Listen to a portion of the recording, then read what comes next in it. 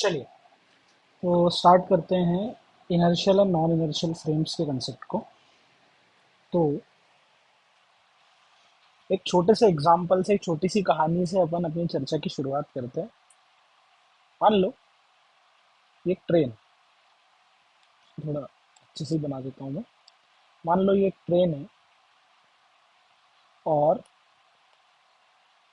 ये ट्रेन अपनी ट्रैक पे चल रही है। इस ट्रेन का कुछ एक्सेलरेशन है, मान के चलना ए। अगर इस ट्रेन का कुछ एक्सेलरेशन है तो लेट्स से इसके अंदर एक बॉक्स टाइप का अपन ने रख दिया, एक डब्बा रख दिया। ठीक है। अच्छा, इसके अंदर जो डब्बा रखा है, तो इस डब्बे को जरा अपन देखते हैं, इस डब्बे को जरा ऑब्जर्व करते हैं, इस डब्बे के साथ क्या क्या हो रहा है, इस डब्बे का एफबीडी वगैरह बनाना सीखते हैं अपन कि कैसे क्या, मतलब अपन इसमें चीज़ों को देख सकते हैं। सबसे पहले ऐसे देखो, ये जो ट्रेन है, इस ट्रेन के अंदर एक बालिका खड़ी हुई है। अब बालिका इस डब्बे को देख रही है और ट्रेन चल रही है अपनी ट्रैक पे, और बाहर ग्राउंड पे एक बालक खड़ा हुआ। अच्छा, बालक रेस्ट पे है, मालिका ट्रेन के रिस्पेक्ट में रेस्ट पे है, लेकिन ट्रेन खुद चल रही है। तो वो सारी चर्चाएं अपन ऑलरेडी, अपने को पता ही है कि किसका एक्सेलरेशन किस फ्रेम में क्या आने वाला है, तो वो सारी चर्चाएं ठीक है, अपने को समझ में आती है बात। पॉइंट इसकी अभी देखो, दो लोग हैं, एक बालक है एक बालिका है। बालिका ट्रेन के अंदर है, बालक ट्रेन के बाहर है। बालिका ट्रेन के साथ साथ चल रही है, जबकि बालक जो है ये अपना रेस्ट पे बैठा हुआ है आराम से। अच्छा, अब देखो, ये जो बालक है इस ट्रेन की तरफ देखता है। अच्छा, ट्रेन में लगा हुआ है एक, मान के चलो, ग्लास। तो ये बालक ट्रेन की तरफ देखता है, ट्रेन में इसको ये डब्बा दिखता है। अब बहुत सारे लोगों का यहाँ पे डाउट आ सकता है कि सर बालक डब्बे को ही क्यों देखेगा। तो देखो, वो डब्बे को इसलिए देख रहा है क्योंकि इस डब्बे पे कुछ लिखा हुआ था। तो भैया बालक के गोल्स क्लियर है, इसलिए बालक आईआईटी वाले डब्बे पे फोकस कर रहा है। सिमिलरली भैया बालिका भी कम नहीं है, बालिका का भी फोकस पूरा पूरा आईआईटी पे है। अच्छा, इस आईआईटी वाले डब्बे को इन्होंने देखा। अब इन लोगों ने क्या फिजिक्स पढ़ के रखी है बढ़िया तरीके से। इन लोगों ने फिजिक्स पढ़ के रखी है, तो इन लोगों को फ्री बॉडी डायग्राम बनाना आता है। तो चलो इनसे बोलते हैं अपन कि भैया फ्री बॉडी डायग्राम बना के बताओ इस डब्बे का। ठीक है ना। दोनों आईआईटी के एस्पिरेंट हैं, दोनों जेई के एस्पिरेंट हैं, तो दोनों फ्री बॉडी डायग्राम बनाएंगे ना। अभी अभी इन्होंने न्यूटन लॉ पढ़ा है मेरे से, और अभी अभी फ्री बॉडी डायग्राम बनाना सीखा है। चल, तो अपन फ्री बॉडी डायग्राम बनाएंगे, दोनों से बनवाएंगे। सबसे पहले अपन फ्री बॉडी डायग्राम बनाएंगे बालक की फ्रेम में, फिर अपन फ्री बॉडी डायग्राम बनाएंगे बालिका की फ्रेम में। एक बालक के रिस्पेक्ट में और एक बालिका के रिस्पेक्ट में फ्री बॉडी डायग्राम बनाएंगे डब्बे का। तो देखिए जरा, क्या क्या डिफरेंस आएगा, या कुछ डिफरेंस आएगा भी कि नहीं आएगा, जरा उसकी बात कर लेते हैं। एक साइड हो गया बालक, एक साइड हो गई बालिका। अच्छा, बालक के रिस्पेक्ट में जरा इसका एफबीडी बनाना चालू करते हैं अपन। सबसे पहले देखो, ये बालक को डब्बा दिख रहा है, ट्रेन में कांच लगा हुआ था, मैंने बोल दिया ऑलरेडी। ये जो डब्बा लगा है, इसका कुछ मास होगा। अच्छा, इसका मास होगा तो भैया सबसे पहली फुर्सत में क्या लगा दिया जाए, नीचे। नीचे लगा दिया जाए एमजी। अच्छा, इस डब्बे का एमजी नीचे लग रहा है। ये देखो भैया, डब्बा एमजी नीचे लगाएगा, नीचे जमीन है, नीचे फ्लोर है। तो फ्लोर के कारण, जमीन या फ्लोर ऑफ ट्रेन के कारण एक नॉर्मल आएगा। इसको अपन नाम दे दो कुछ। ये नॉर्मल ड्यू टू जो फ्लोर आ रहा है, इसको अपन नाम दे देते हैं एन एफ। अच्छा, यहाँ तक की बात भी समझ में आती है। बालक ने बराबर देखा कि एम जी नीचे लग रहा है, एन एफ ऊपर लग रहा है। अच्छा, लेफ्ट हैंड साइड से दीवार भी है, और ये जो डब्बा है ऐसे मान के चलो यहाँ पे कांटेक्ट में है, अच्छे से चिपका हुआ है इस दीवार से। तो ये फ्लोर है, इस तरफ दीवार है, और इस दीवार से ये डब्बा चिपका हुआ है। तो इस बालक ने बोला कि भैया दीवार से अगर डब्बा चिपका हुआ है तो यहाँ पे नॉर्मल रिएक्शन ड्यू टू दीवार लगना चाहिए। अच्छा, यहाँ की बात भी समझ में आती है। दूसरी चीज मेरे को बताना जरा, ये जो डब्बा रखा हुआ है बालक के रिस्पेक्ट में अगर देखा जाए तो ये जो ट्रेन है अपनी, इस ट्रेन का कुछ एक्सेलरेशन है क्या यार? हाँ, आप बोलोगे बिल्कुल सही बात है, एक्सेलरेशन है। अगर इस ट्रेन का एक्सेलरेशन है तो ट्रेन में रखी हुई सारी चीजें उसी एक्सेलरेशन से चलेगी, मतलब इस डब्बे का एक्सेलरेशन भी यही होगा क्या? बिल्कुल, ये बात भी समझ में आती है। मतलब कि इस डब्बे का एक्सेलरेशन हम कह सकते हैं इस डायरेक्शन में हमें लिख देना चाहिए ए। सारी कहानी हम केवल और केवल बालक की नजरों से देख रहे हैं। देख लो, बालक खुद रेस्ट पे खड़ा हुआ है, बाहर से ट्रेन को देख रहा है। अच्छा, ये बात भी समझ में आती है। चलो, कैलकुलेशन हमें भी करना आती, बालक को भी करना आती, क्योंकि बालक खुद एस्पिरेंट है। चलिए, बालक से कैलकुलेशन कराते हैं, हम भी कैलकुलेशन करते हैं। देखिए जरा कैलकुलेशन कुछ किस प्रकार से निकल के आती है, समझने की कोशिश करते हैं। सबसे पहले बालक बोलेगा कि वाई एक्सिस में इक्विलिब्रियम है तो normal reaction due to floor must be equal to M G, क्योंकि ये डब्बा वाई एक्सिस में तो चल ही नहीं रहा। ठीक है भैया, ये बात समझ में आती है। अब बालक बोलेगा राइट डायरेक्शन में डब्बा चल रहा है तो राइट वाला force N D should be equal to mass into acceleration. अच्छा भैया, ये बात भी समझ में आई। Normal reaction due to floor, this will be M G. Normal reaction due to दीवार, this will be M A. ये तो बात बोली बालक ने। अच्छा, अगली एस्पिरेंट की तरफ चलते हैं फिर इसी बात पे। अब भैया इस डब्बे को बालिका भी देख रही है। अच्छा, बालिका देख रही है इस डब्बे को, जरा ध्यान से देखना, ये रही बालिका। बालिका ने डब्बे को देखा। अच्छा, अब जरा ध्यान से देखो, आप इमेजिन करो अगर आप खुद ट्रेन में बैठे हुए, तो ट्रेन का कुछ एक्सेलरेशन है। अच्छा, ट्रेन एक्सेलरेट कर रही है, समझ में आती है बात। बट ट्रेन में रखी हुई सारी चीजें उसी एक्सेलरेशन से एक्सेलरेट कर रही है क्या? कहने का तात्पर्य ये है कि यहाँ पे बालिका का एक्सेलरेशन, डब्बे का एक्सेलरेशन दोनों सेम है। अगर ये दोनों का एक्सेलरेशन सेम है, किसी भी पॉइंट पे अगर देखेंगे तो दोनों की वेलोसिटी भी सेम है कि अगर इस ट्रेन की किसी पॉइंट की वेलोसिटी मैंने वी लिखी, तो बालिका की वेलोसिटी खुद की भी होगी, डब्बे की वेलोसिटी खुद की भी होगी। देखना ध्यान से, डब्बे की वेलोसिटी और बालिका की वेलोसिटी सेम होने से ऑब्जर्वर की वेलोसिटी और ऑब्जर्वेंट की वेलोसिटी, दोनों की वेलोसिटी सेम हो रही है। और अगर ये दोनों वेलोसिटी सेम हो रही है तो आप ये कह सकते हो क्या कि बालिका के रिस्पेक्ट में, बालिका के रिस्पेक्ट में बालिका के रिस्पेक्ट में डब्बा रेस्ट पर है। जो कि मतलब एक बहुत ही सिंपल सी बात है। लॉजिकली इसको समझा जा सकता है, बहुत ही वेलोसिटी वेलोसिटी वाली बात मैंने कही है, मैंने फिजिकली इसको समझाने की कोशिश की है। बट अपना कॉमन सेंस कहता है ना यार, बालिका ट्रेन के अंदर है, डब्बा ट्रेन के अंदर है, दोनों साथ साथ चल रहे हैं। बालिका की फ्रेम में डब्बा रेस्ट पे, सीधी सी बात है, बिल्कुल सही बात है। तो चलो बालिका के रिस्पेक्ट में इस डायग्राम को बनाते हैं। अच्छा, एम जी नीचे लगाएगी बालिका, सीधी सी बात है, ये लगाएगी। ये लगा दिया एम जी नीचे, और जमीन के कारण एक नॉर्मल रिएक्शन लगा दिया ऊपर, इसको अपन लिख देते हैं N F, normal reaction due to floor. Right hand side में अपन लगाएंगे एन डी, तो ये आ गया नॉर्मल रिएक्शन ड्यू टू दीवार। ये तीनों फोर्सेस इस बालिका को दिखे, इस डब्बे से एम जी दिख गया, इस पर्टिकुलर डब्बे से अपना एम जी दिख गया, और normal reaction due to floor दिख गया, नॉर्मल रिएक्शन ड्यू टू दीवार दिख गया। चलो, इसके अलावा और कुछ छूट तो नहीं रहा, जरा ध्यान से देख लेना। अच्छा, ठीक है भैया, नहीं छूट रहा है कुछ भी, यहाँ तक की बात भी अपने को समझ में आती है। अब कैलकुलेशन जरा इसकी भी फ्रेम में करा लेते हैं एक बार। ध्यान से देखना, ऊपर वाला फोर्स नीचे वाले फोर्स दोनों बराबर होंगे, क्योंकि ये सिस्टम इक्विलिब्रियम में। अभी अपनी बात हुई बालिका के रिस्पेक्ट में, बालिका के रिस्पेक्ट में डब्बा तो रेस्ट पे है।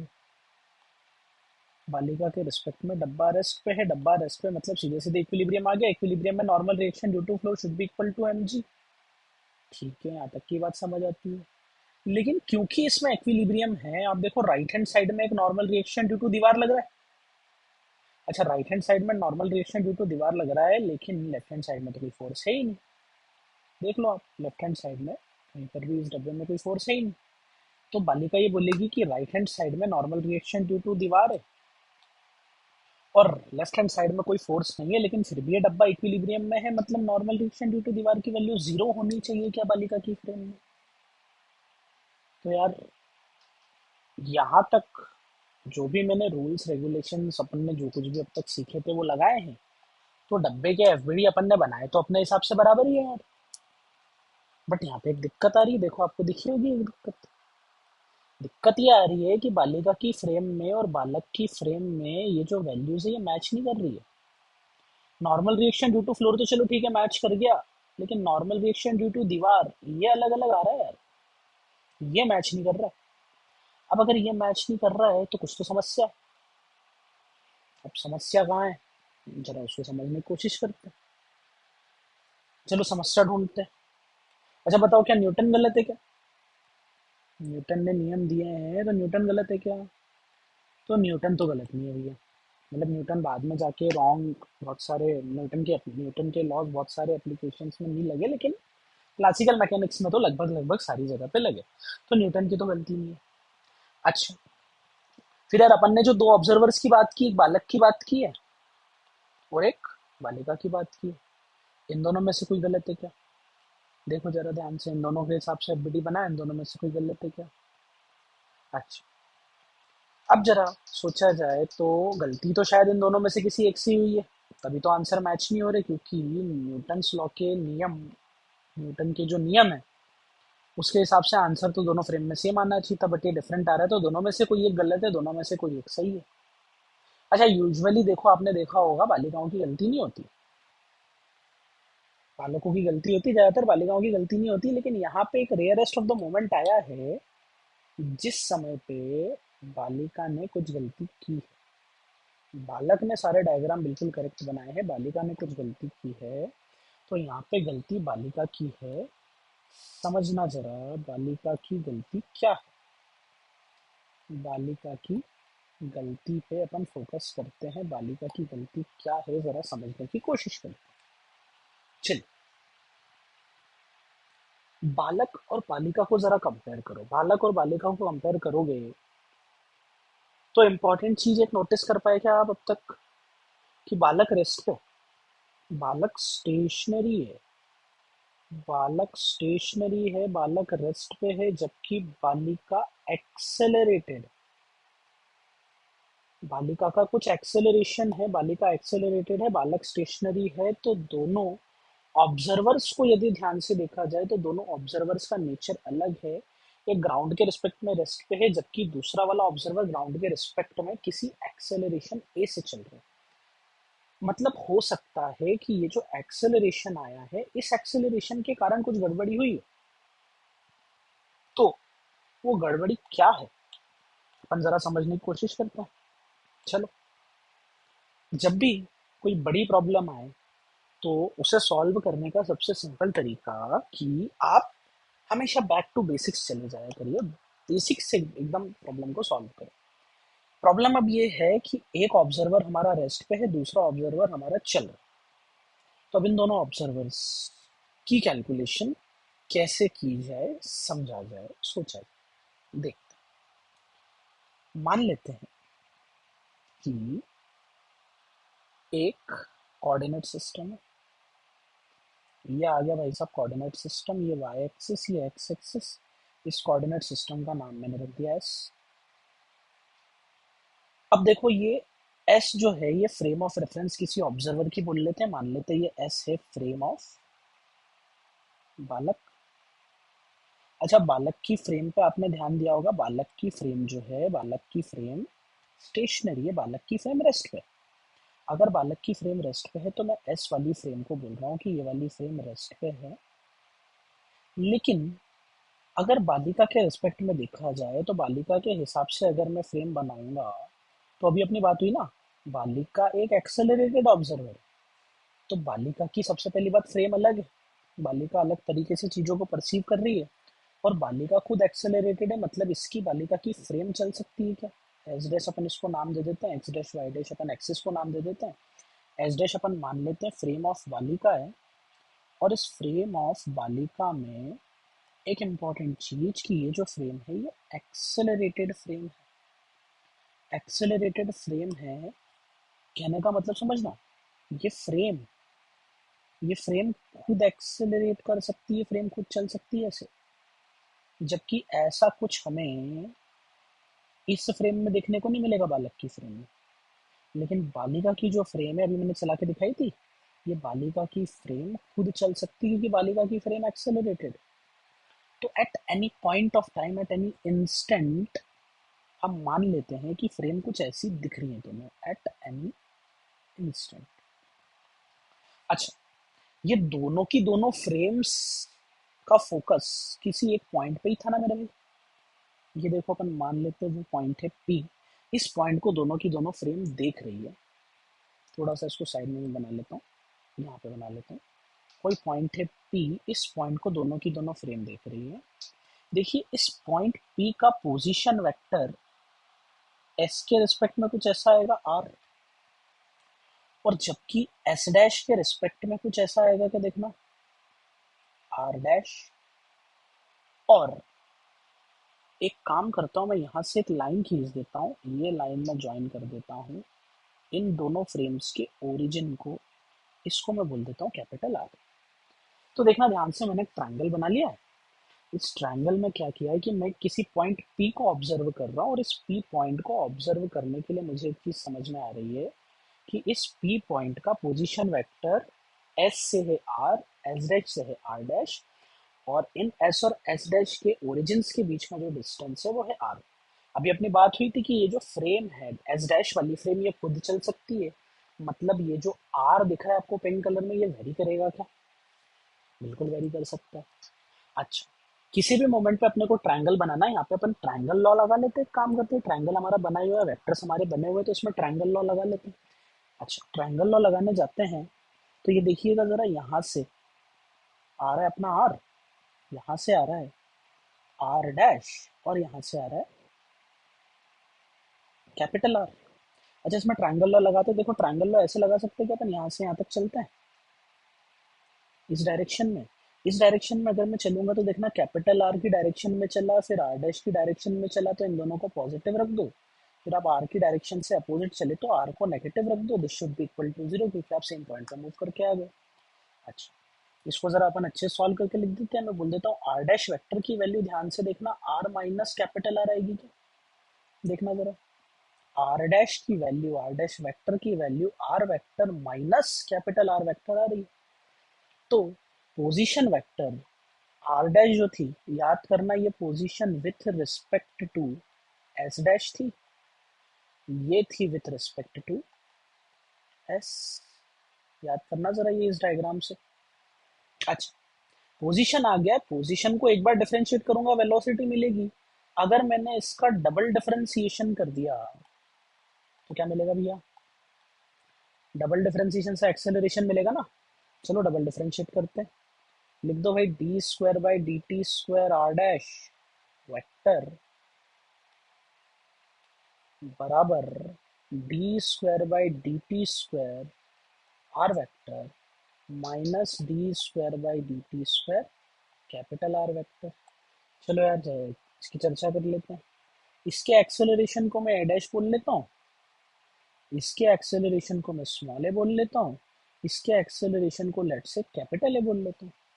ध्यान से देखना, ये जो ए डैश आ रहा है, क्या ये A dash acceleration of P with respect to S आ रहा है? अच्छा, फिर से देखो, ये वाला जो एक्सेलरेशन है, ये acceleration of P with respect to S आ रहा है। सॉरी, ये वाला ए एस डैश आ रहा है, जबकि ये वाला एस आ रहा है। अच्छा, ध्यान से देखना, ये कैपिटल ए क्या डिनोट कर रहा है, जरा समझो। क्या ये acceleration of S dash with respect to S है क्या? देख लो जरा ध्यान से। ये जो फ्रेम है, ये फ्रेम खुद चल रही थी एस डैश वाली। अगर ये फ्रेम एस डैश वाली चलेगी तो ये कैपिटल आर बदलेगा ना भाई। और अगर ये कैपिटल आर बदलेगा तो इस कैपिटल आर के बदलने का रेट चेंज हमें इस फ्रेम का एक्सेलरेशन नहीं दे देगा क्या? और ऑलरेडी अपनी बात हो चुकी है कि बालिका की फ्रेम या एस डैश ये तो खुद ही एक्सेलरेटेड है।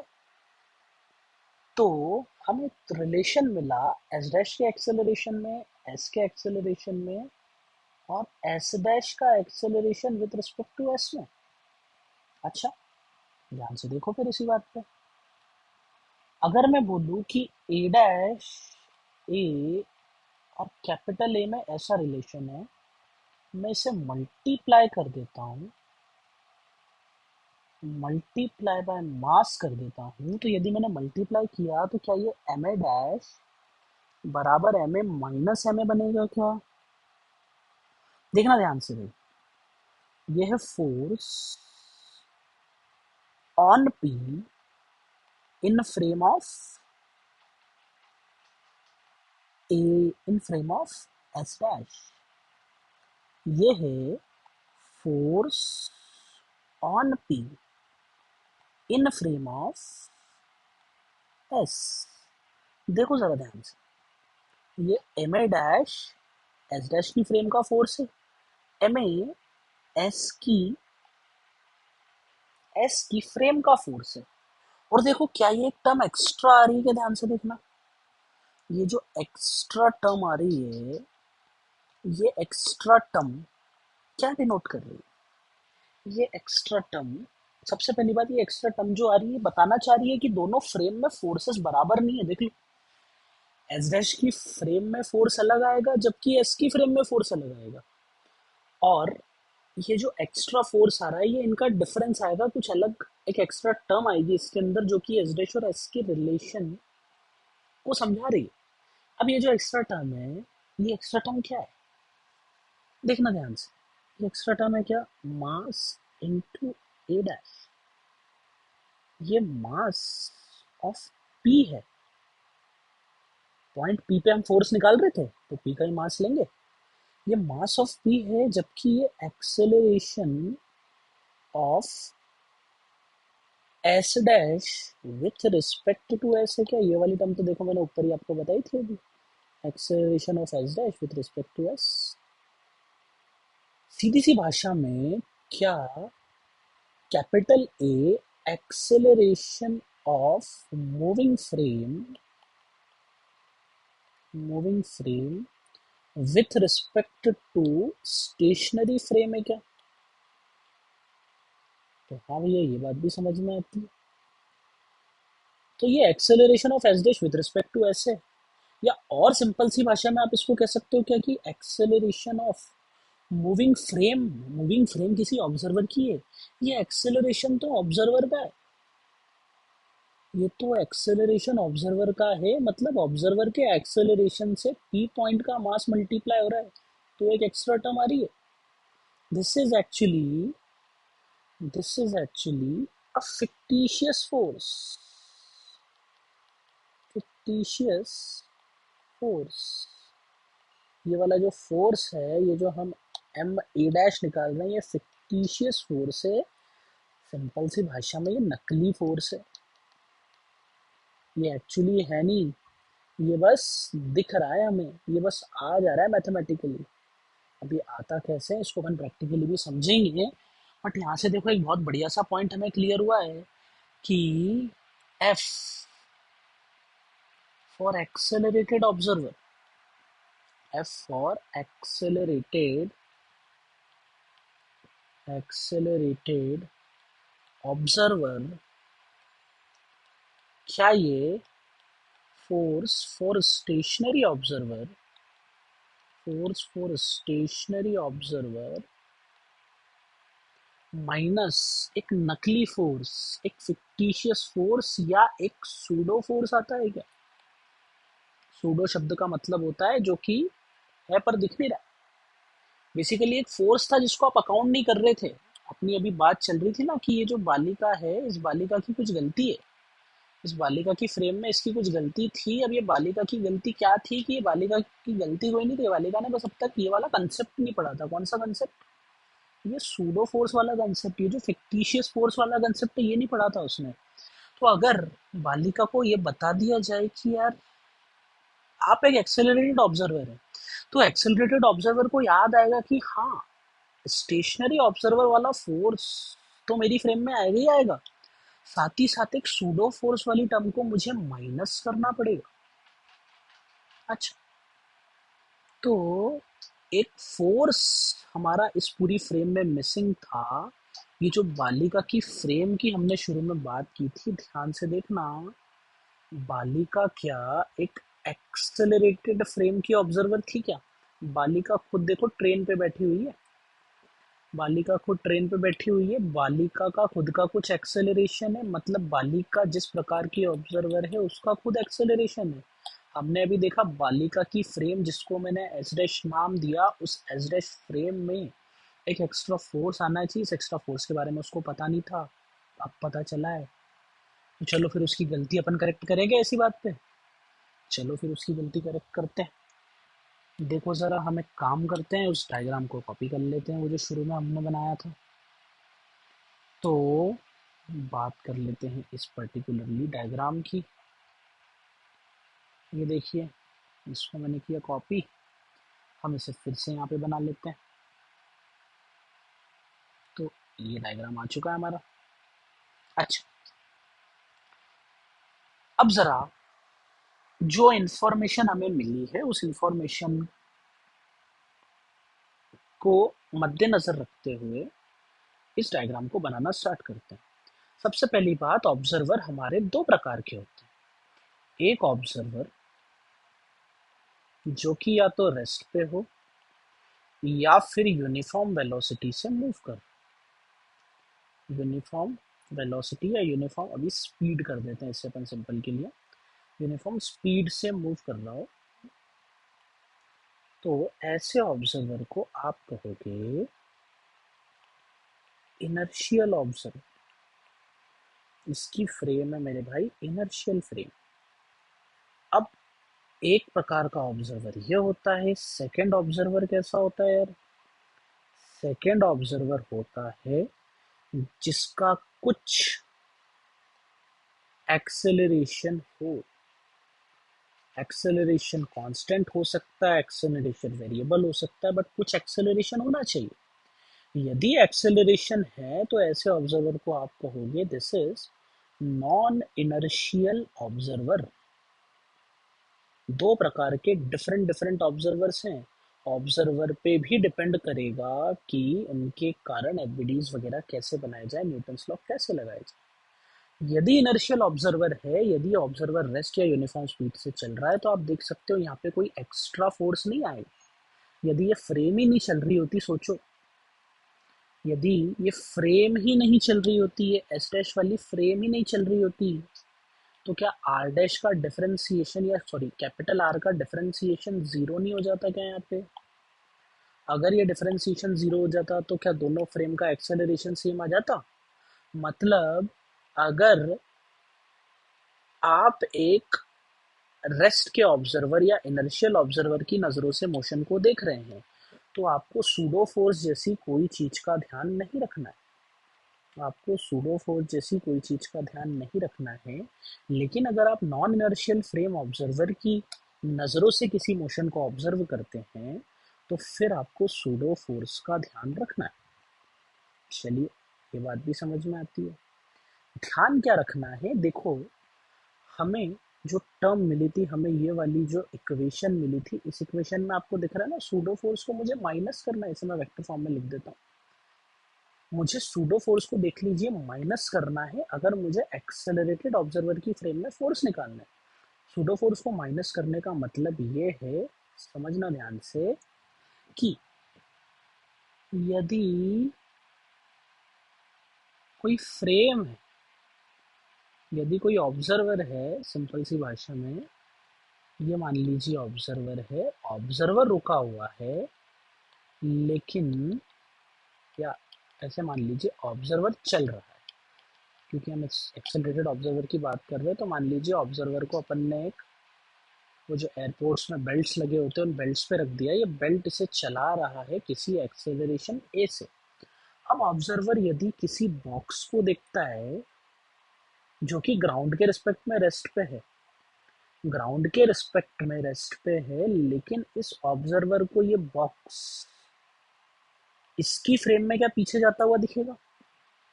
देखो ना, ऑब्जर्वर आगे जा रहा है, डब्बा इसके रिस्पेक्ट में कहाँ जा रहा है?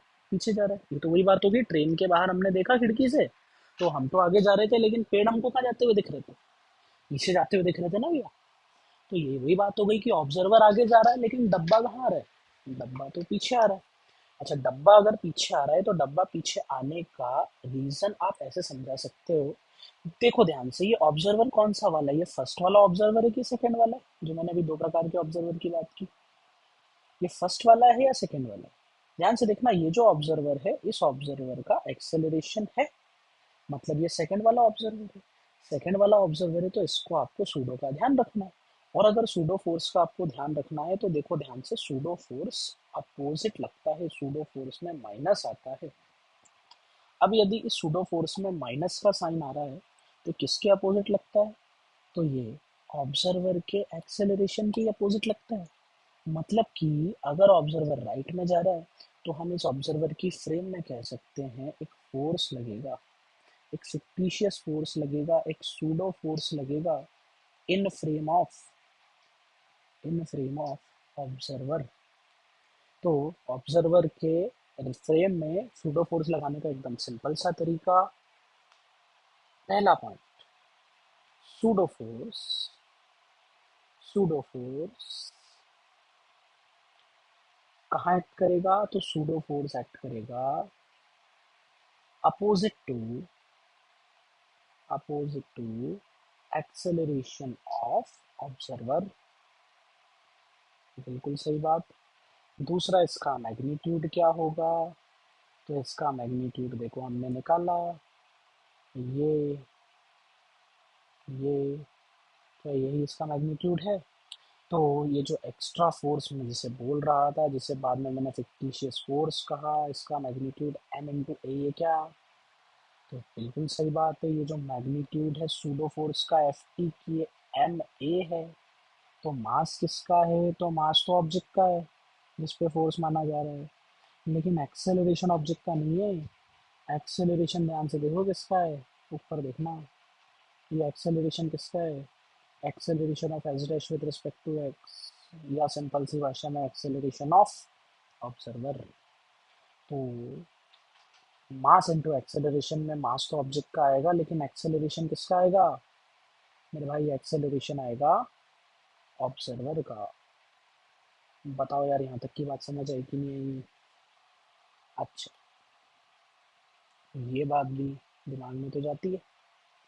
अब अपनी बात हुई थी, अपन बालिका वाली गलती करेक्ट करेंगे। तो चलो बालिका की फ्रेम में इस डायग्राम को फिर से बनाते हैं।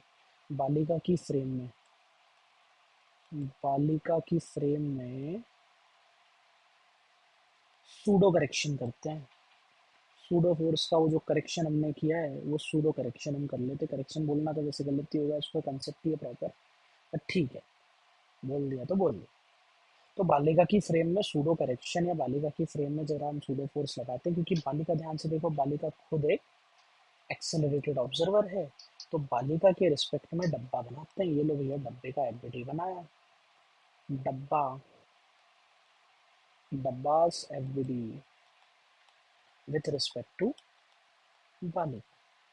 चलो भैया, बालिका के रिस्पेक्ट में डब्बे का एफबीडी बना रहे। सबसे पहले वो एमजी लगाएगी नीचे, और normal reaction due to floor लगाएगी ऊपर, और दीवार के कारण नॉर्मल रिएक्शन लगाएगी आगे।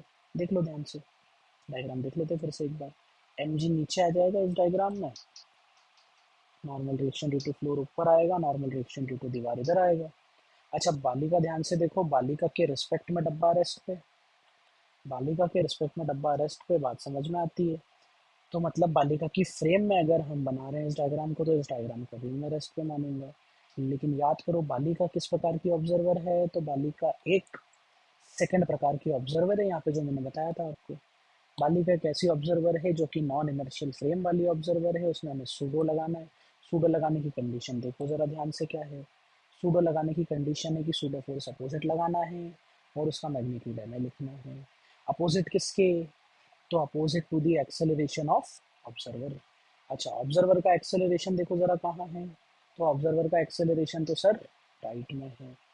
अगर ऑब्जर्वर का एक्सेलरेशन राइट में है, तो क्या इस डब्बे पे सूडो फोर्स लेफ्ट में लगेगा क्या? चलो यार, यहाँ तक की बात भी समझ में आती है। इस सूडो फोर्स का मैग्नीट्यूड क्या होगा? तो ये होगा मास ऑफ ऑब्जेक्ट गुणित एक्सेलरेशन ऑफ ऑब्जर्वर। ये बात भी समझ में आती है। मास ऑफ ऑब्जेक्ट तो देखो मैंने एम ही मान के रखा है, तो इसे एम लिख देता हूँ। एक्सेलरेशन ऑफ ऑब्जर्वर, यार बालिका का एक्सेलरेशन कितना है? तो यार बालिका का एक्सेलरेशन है ए। चलिए यहाँ पे ए का मल्टीप्लाई कर दिया, तो एफ पी की वैल्यू आ गई मास गुणित एक्सेलरेशन। अब जरा इस इक्विलिब्रियम वाले केस को सॉल्व किया जाए। फ्लोर का जो नॉर्मल रिएक्शन है एन एफ, ये तो आ गया अपना normal reaction due to floor, this will be equal to M G, और नॉर्मल रिएक्शन ड्यू टू दीवार राइट में लग रहा है। और क्योंकि ये डब्बा रेस्ट पे है, ये डब्बा इक्विलिब्रियम में है, तो लेफ्ट वाला फोर्स राइट वाले दोनों बराबर होने से N D should be equal to F P. अच्छा, एन डी एफ पी के बराबर आ गया, मतलब एन डी की वैल्यू आ गई। एफ पी की वैल्यू देखो अभी निकाली अपन ने, एम ए, तो इसे भी लिख दो एम ए। देखो यार क्या ये बात समझ आ रही है? देखना, बालिका की फ्रेम में नॉर्मल रिएक्शन की वैल्यू, नॉर्मल रिएक्शंस की वैल्यू एम जी और एम ए आ रही है क्या? देखो अब जरा बालक की फ्रेम में क्या आंसर आ रहा था स्टार्टिंग में, ये देख लो। बालक की फ्रेम में, बालक की फ्रेम में आ रहा था एम जी और एम ए, और हमने अभी जो कैलकुलेट किया फिर से देखो क्या आ रहा है आंसर, ये आ रहा है एम जी और MA। बोलो यार बात समझ आई क्या यहाँ तक? अच्छा, तो ये एकदम छोटी सी कहानी थी, जिस कहानी से हमें मेन कंक्लूजन इस बात का निकालना है कि pseudo force non inertial observer में लगेगा, नॉन इनर्शियल फ्रेम्स में लगेगा। नॉन इनर्शियल फ्रेम्स उन ऑब्जर्वर्स की होती है जो ऑब्जर्वर्स एक्चुअली एक्सेलरेट करते हैं। एक्सेलरेटेड फ्रेम में सूडो लगेगा, सूडो की direction opposite to opposite to acceleration of observer होगी, और अगर ये opposite to acceleration of observer होगी तो इसका मैग्नीट्यूड, याद रखना, मास ऑफ ऑब्जेक्ट गुणित एक्सेलरेशन ऑफ ऑब्जर्वर होता है। तो ये छोटा सा एक फ्लो चार्ट आपको याद रखना है, जिससे कि बहुत सारी प्रॉब्लम्स इसकी इजी हो जाती है। चलिए एक दो प्रॉब्लम्स की भी अपन चर्चा कर लेते हैं कि किस प्रकार से प्रॉब्लम्स को इसमें इजी किया जा सकता है, जिससे प्रैक्टिकली जरा इस चीज़ को समझते हैं। ये देखो, ये मान लो कि एक ट्रक है, ये एक ट्रक है, ये जो अपने ट्रांसपोर्ट टाइप के ट्रक्स हैं। तो ये जो ट्रांसपोर्ट वाला ट्रक है अपना, ये ट्रांसपोर्ट वाला ट्रक आगे जा रहा है, ये एक्सेलरेशन से। अब कई बार होता है ना, अगर ये कुछ बॉक्स वगैरह ट्रांसपोर्ट कर रहा है, सडनली अगर हमारा जो ड्राइवर है वो ध्यान ना दे, ड्राइवर अगर हैवी ड्राइवर बन जाए, वो ध्यान ना दे, सडनली एक्सेलरेट कर दे, और एक्सेलरेशन अगर ज़्यादा हो तो क्या ये डब्बा पीछे जाने लगता है? मतलब अगर सडन एक्सेलरेशन आ जाए, एक्सेलरेशन काफ़ी अच्छा खासा आ जाए, तो ये डब्बा ट्रक के रिस्पेक्ट में, डब्बा ट्रक के रिस्पेक्ट में पीछे जाने लगता है ना, बैक जाने लगता है। अगर ये डब्बा ट्रक के रिस्पेक्ट में बैक जाने लगता है तो अच्छा ऐसा क्यों होता है, ज़रा ध्यान से समझो। इसको दो प्रकार से समझा जा सकता है। एक हम इस ऑब्जर्वर से समझते हैं, जो कि रेस्ट पर है, एक बाई स्टैंडर एक रोड पे खड़ा हुआ है। अच्छा, ये जो ऑब्जर्वर है ये क्या कहेगा, ये बोलेगा कि ट्रक इतना तेज चला गया कि इनर्शिया के कारण ये वाला डब्बा उतना तेज जा नहीं पाया, तो इस वजह से डब्बा आपको ट्रक के रिस्पेक्ट में पीछे आता हुआ दिख रहा है, लेकिन ये बाईस्टैंडर ये कहेगा कि डब्बा तो अपनी जगह पे ही था, ट्रक एक्चुअली आगे निकल गया। ये बात भी समझ में आती है। लेकिन अगर अपन यही मोशन इस ट्रक ड्राइवर के रिस्पेक्ट में देखें, तो ट्रक ड्राइवर तो ये कहेगा ना कि यार मैं आगे जा रहा था, मतलब मेरे रिस्पेक्ट में डब्बा कहाँ जा रहा था, पीछे। अच्छा, डब्बा पीछे जा रहा है तो देखो डब्बे को खींचने वाला तो कोई है नहीं, तो वो यही कहेगा ना इसमें तो एक फिक्टिशियस फोर्स लग रहा था भैया।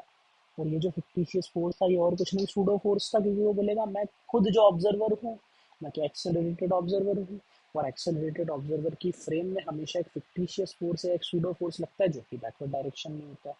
बोलो यार भैया बात समझ आई क्या यहाँ तक की? तो अल्टीमेटली इस प्रॉब्लम को आप दो प्रकार से समझ सकते हो। रेस्ट वाला ऑब्जर्वर कहेगा कि इनर्शिया के कारण डब्बा आगे ही नहीं बढ़ा, ट्रक आगे बढ़ गया। जबकि ट्रक का ऑब्जर्वर ये कहेगा कि एक सूडो फोर्स के कारण ये डब्बा कहाँ गया, एक सूडो फोर्स के कारण ये डब्बा पीछे गया। ये सूडो फोर्स केवल इसकी फ्रेम के हिसाब से आएगा। बताओ यार, कोई समस्या? अच्छा, एक छोटी सी प्रॉब्लम समझते हैं जरा। मान लो कि एक वेइंग मशीन है और इस वेइंग मशीन पर एक इंसान को अपन ने खड़ा कर दिया। इस इंसान का एक्चुअल मास है, या इंसान को नहीं खड़ा करते हैं, अपन एक डब्बा रख देते हैं इस पे। चलो, अपन ने एक डब्बा रख दिया, इस डब्बे का मास है 100 किलो। अपन यहाँ पे एक ऑब्जर्वर रख देते हैं। ये ऑब्जर्वर है हमारा O1, और एक ऑब्जर्वर को बाहर रख देते हैं, O2, जो कि रेस्ट पे था। अच्छा, ये वाला जो ऑब्जर्वर है O2 वाला, ये रेस्ट पे, O1 वाला ऑब्जर्वर किसी लिफ्ट के अंदर बैठा हुआ है, और ये लिफ्ट जो है ये ऊपर जा रही है किसी एक्सेलरेशन लेट से 5 मीटर पर सेकेंड स्क्वायर से। तो हमें क्या करना है, हमें एफबीडीज ऑफ, या एफबीडी बनाना है। एफबीडीज तो कैसे बनाएंगे, एक ही डब्बा है, तो एफबीडी ऑफ डब्बा बनाना है, 100 kg डब्बा with respect to O1 and O2, दोनों के रिस्पेक्ट में एफबीडी बनाओ। चलिए ट्राई करना आप। तो सबसे पहले हम O1 के रिस्पेक्ट में बना लेते हैं, फिर हम O2 के रिस्पेक्ट में बना लेंगे। चलो बात करते हैं। ओवन, ओवन ध्यान से देखो। ओवन, ओवन क्या एक एक्सेलरेटेड ऑब्जर्वर है? तो बात सही है। ओवन एक नॉन इनर्शियल फ्रेम का ऑब्जर्वर है। जबकि देखो O2 रेस्ट पे आ गया, तो O2 कैसा हो गया, एक इनर्शियल ऑब्जर्वर हो गया। ये भी बात ठीक। अगर ओवन एक नॉन इनर्शियल ऑब्जर्वर है, तो जब हम इसका एफबीडी बनाएंगे तो अपने को सूडो का ध्यान रखना है, इस बात को दिमाग में याद रखना। अच्छा, सूडो फोर्स वगैरह हम लगाएंगे। सबसे पहली फुर्सत में डब्बों पे हम लगा देते हैं mg। तो ये लो भैया, मैंने लगा दिया 100 g। उसके बाद वेइंग मशीन से नॉर्मल लगा देते हैं, तो ये नॉर्मल आ गया ऊपर। और क्योंकि हम नॉन इनर्शियल फ्रेम में इस डायग्राम को बना रहे हैं, तो नॉन इनर्शियल ऑब्जर्वर की फ्रेम में ध्यान से देखो, एक्सेलरेशन की डायरेक्शन ऊपर है क्या?